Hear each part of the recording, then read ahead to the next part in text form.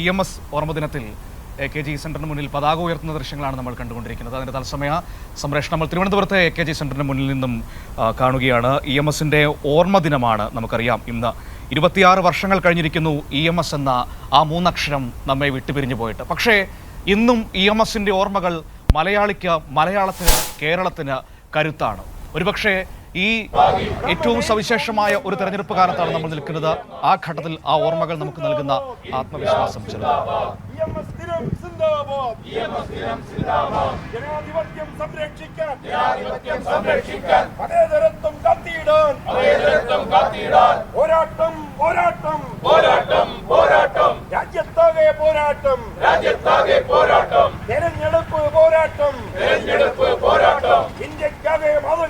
ഇന്ത്യക്കാകെ മാതൃകയായി LDF സർക്കാർ ബദൽ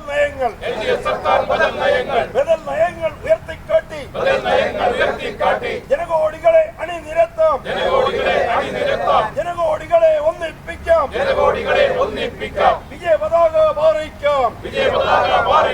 സഖാക്കളെ നാം മുന്നോട്ട്. മാർച്ച് 19 സിന്ദാബാദ്. EMS ദിനം സിന്ദാബാദ്. പോരാട്ടത്തിൻ പാതയിലൂടെ എന്നുമെന്നും ആവേശം.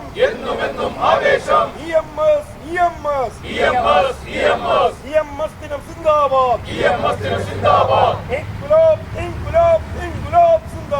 ഇൻകുലാബ് സിന്ദാബാദ്.